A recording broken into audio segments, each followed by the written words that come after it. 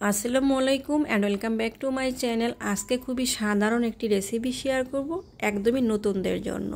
কিছু কিছু ভাইয়ারা আপুরা একদমই নতুন রান্না করতে পারেন না, তারা কিভাবে অল্প সময়ে আপনারা দেশি মুরগি নতুন আলু দিয়ে ঠিক এইভাবে ঝোল রান্না করতে পারেন সেই রেসিপিটি শেয়ার করব। যারা একদমই রান্না করতে পারেন না, নতুন আছেন আপু ভাইয়ারা রান্না করতে চাচ্ছেন, তারা কিন্তু আমার এই রেসিপি দেখে সহজেই রান্নাটা করতে পারবেন। আমি খুবই অল্প সময়ে একদমই দৌড়ের উপরে রেসিপি শেয়ার করি, যেটা মনে হয় আপনাদের সাথে একটু শেয়ার করে দিই, সেটাই কিন্তু অল্প সময়ের ভিডিও করি। তাই ভিডিওটা দেখতে খুব একটা আকর্ষণীয় হয় না, তারপরেও রান্নাটা যদি খেতে ভালো হয় আকর্ষণ দিয়ে আপনি কি করবেন, অবশ্যই রান্নাটি শেষ পর্যন্ত দেখার জন্য অনুরোধ জানাচ্ছি। আশা করছি ভালো লাগবে। এখানে দেখতে পাচ্ছেন খুবই কম তেলে আমি রান্না করি, যার কারণে এখানে সামান্য পরিমাণ তেল দিয়ে দিলাম, আর তার সাথে আমি এখানে বেশ কিছুটা পেঁয়াজ কুচি দিয়ে দিলাম। এবার একটু ভালো করে পেঁয়াজটাকে একটু ভেজে নিব। তার সাথে আমি এখানে 2টি এলাচ বা 3টি এলাচ, 3 টুকরো দারচিনি, তেজপাতা মানে গরম মশলাটা আমি আমার পরিমাণ মতো দিয়ে দিলাম। তার সাথে এখানে লবণটা কিন্তু রান্নার প্রথমেই আমি দিয়ে দিই, কারণ রান্নাটার প্রথমে যদি লবণটা দিয়ে দেন সেক্ষেত্রে পেঁয়াজটা খুবই তাড়াতাড়ি নরম হয়ে যায়। আর তার সাথে এখানে হলুদ, মরিচ, ধনিয়া আর গুঁড়া, গরম মশলা গুঁড়া আমি আমার পরিমাণ মতো একটু পানিতে গুলিয়ে নিয়েছিলাম, ওই মশলাটা আমি এখানে সম্পূর্ণটা দিয়ে দিলাম।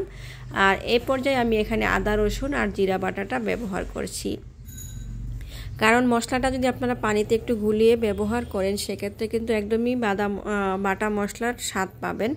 সেই জন্য আমি রান্নাটা ঠিক এইভাবেই করি। আর প্রথমে আদা রসুনটা দিতে আমি ভুলে গিয়েছিলাম, প্রথমেই বলেছি যে আমি দূরের উপরে রান্না শেয়ার করি বা যে কোনো ভিডিও শেয়ার করি, তবে হ্যাঁ এই রান্নাটা খেতে কিন্তু অসম্ভব ভালো হয়েছিল।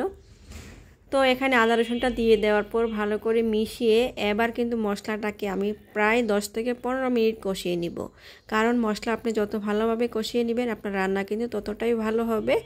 আর তার সাথে এখানে একটি টমেটো দিয়ে দিলাম। টমেটোটা ব্যবহার করলে রান্নাটাও খেতে মজা হয় আর তার সাথে রঙটাও খুব সুন্দর আসে। এবার টমেটোটা দিয়ে দেখতে পাচ্ছেন ঠিক এরকম পর্যায়ে আমি ভালো করে কষিয়ে নিয়েছি। যত ভালো করে কষাবেন রান্না কিন্তু ততটাই ভালো হবে। এবার আমি এখানে দিয়ে দিব একটি দেশি মুরগি রেগুলার সাইজ করে কেটে নিয়েছি। সম্পূর্ণ মুরগিটাকে আমি এখানে ব্যবহার করছি, কারণ দেশি মুরগি হাত পা ঘিলা কলিজা যা কিছু আছে সব কিছুই কিন্তু খেতে হয়, তো সব কিছুই আমি এখানে ব্যবহার করছি। তার সাথে এই মুরগিতে কিন্তু ডিম ছিল, ডিম সহই রান্নাটা করছি। এবার মাংসটা দিয়ে দেওয়ার পর একটু নেড়ে ছেড়ে ভালো করে মিশিয়ে এবার সামান্য একটু পানি দিয়ে এই মশলাটার সাথে চিকেনটাকে আমি অনেকটা সময় কষিয়ে নিব। যত ভালোভাবে কষিয়ে নিব ততটাই কিন্তু খেতে ভালো লাগবে, আর চিকেন থেকে কোনো রকমের গন্ধ থাকবে না। একটু ভালো করে নেড়ে মিশিয়ে নিচ্ছি।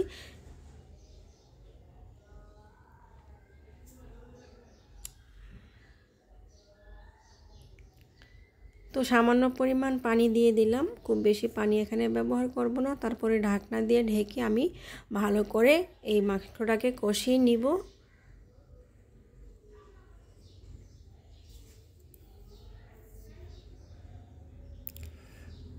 তো একটু ভালো করে কষিয়ে নেওয়ার পর যখন মাংসটা ঠিক এরকম কষানো হয়ে যাবে, আমি অর্ধেক রান্না করেছি চুলায় আর অর্ধেক রান্না করতেছি এখন কারেন্টের চুলায়, কারণ বাসায় গ্যাস চলে গেছে, রান্না তো আমাকে শেষ করতে হবে। সেই জন্য কিন্তু চুলার থেকে নামিয়ে আবারও আমি কারেন্টের চুলায় নিয়ে আসছি, কত কষ্ট করে রান্না করতে হয়। এবার আমি এখানে কিছু আলু দিয়ে ঢাকনা দিয়ে ঢেকে দিয়ে ঝোল দিয়ে দিয়েছিলাম। এবার কিছুক্ষণ রান্না করেছি, রান্না করার পর ঢাকনাটাকে সরিয়ে নিয়ে আমি এখানে টেলে নেওয়া জিরা গুঁড়া আর কিছু কাঁচামরিচ ব্যবহার করেছি। দেখতে পাচ্ছেন এখন রান্নার কালারটা কতটা সুন্দর আসছে।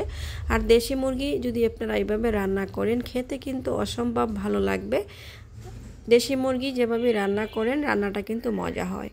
তো আমি গরম গরম রান্না করে নামিয়ে নিয়েছি। তার সাথে আমি এখানে সাদা পোলাও রান্না করব, খুবই সহজ উপায়ে সাদা পোলাও রান্না করে ফেলি আমি। তো দেশি মুরগির ঝোল আর সাদা পোলাও খেতে আমার বাসার সবাই খুব পছন্দ করে। দেখতে পাচ্ছেন কতটা আকর্ষণীয় সুন্দর হয়েছে। তো আশা করছি এইভাবে রান্নাটা করতে পারেন। তো আজকের মতো বিদায় নিব। রেসিপি ভালো লাগলে অবশ্যই লাইক কমেন্ট শেয়ার করে দিবেন, আর অবশ্যই নতুন আপু ভাইয়ারা এভাবে রান্নাটা আপনারা সহজে করে নেবেন। তো ভালো থাকবেন, সুস্থ থাকবেন। সবার কাছ থেকে বিদায় নিচ্ছি। আল্লাহ হাফেজ।